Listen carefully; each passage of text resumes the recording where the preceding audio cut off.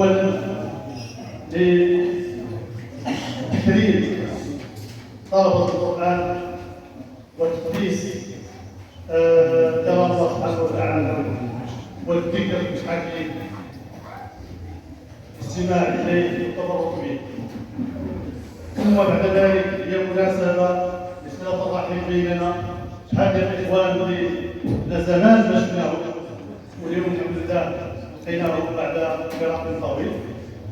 فنتمنى باش هذه المناسبة ديال صلة الأرحام والتعارف مع الناس الجدد تستمر إن شاء الله لسنوات أخرى. إخوان، نتمنوا بأننا نكونوا في مستوى التطلعات ديالكم، وتعذرونا على داك الشيء ما نقدرناش نديرو. فهي بداية إن شاء الله، ونحاول أن نستمر في إطار هذه المزايا اللي تضعفها الأغنياء الصغيرة في مختلف الدواوين. فجزاكم الله خيرا على الحضور، ونرحب بكم باسم جميع الساكنة أو الشرطة قطر، ونطلبكم تعذرونا إذا كان هناك نقائص أو ملاحظات، وإن شاء الله موعدنا في سنة أخرى بطريقة أحسن وأفضل. فجزاك الله خيرا. تحياتي لك.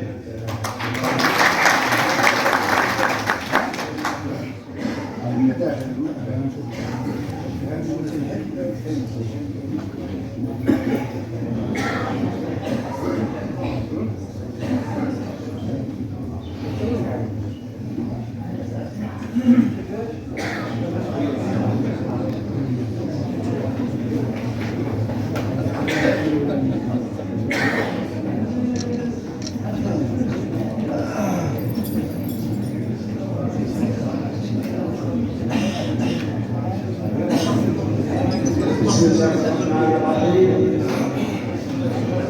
وصلى الله وسلم على أشرف المرسلين وعلى آله وصحبه أجمعين.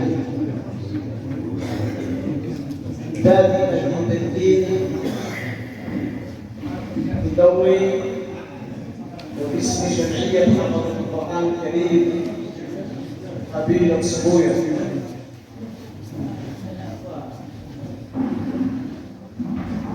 بدوري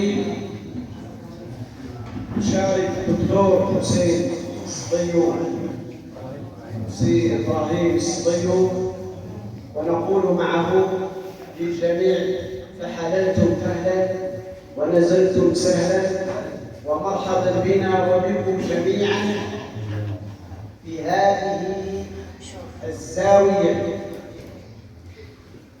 الزاوية المباركة السعيدة التي كانوا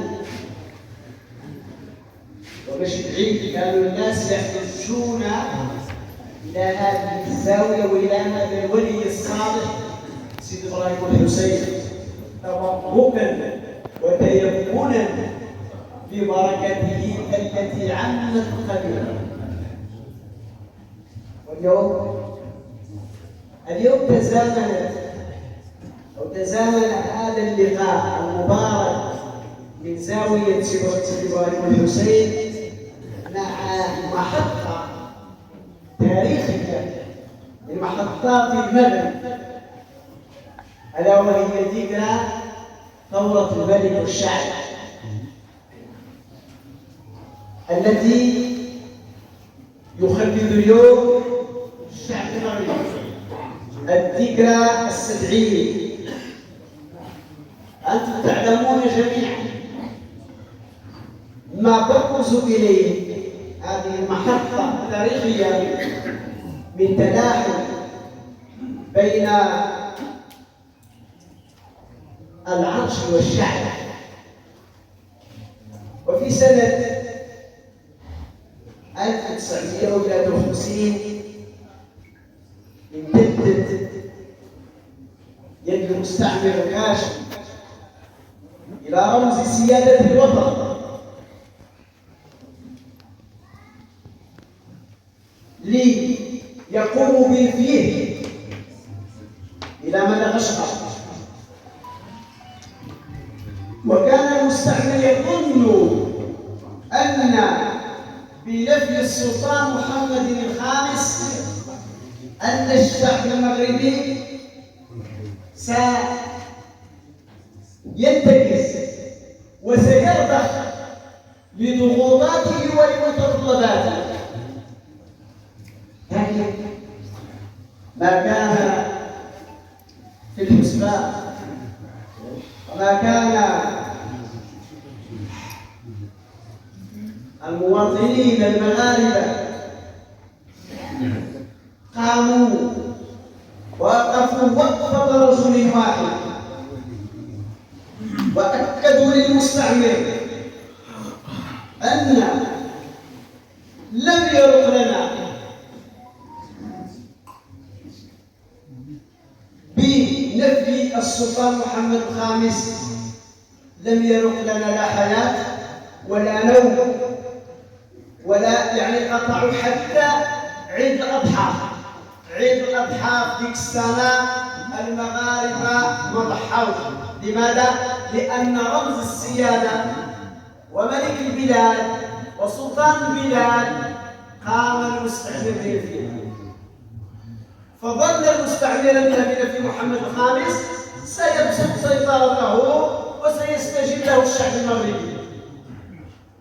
بل الشعب المغربي كان يعني ما كان يتصوره المستعمر، ووقفوا وقفة رجل واحد وقالوا للمستعمر: إما أن يرجع السلطان وأسرته الملكية إلى الوطن وإلى القصر العامر، وإلا لن يعني تتلقى منا إلا المقاومة الشرسة.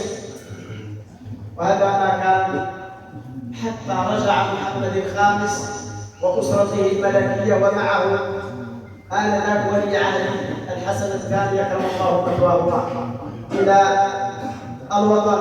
وأول من قام بالنصر في قبائل بعمران، أول من قام بالنصر قبيلة صبوية.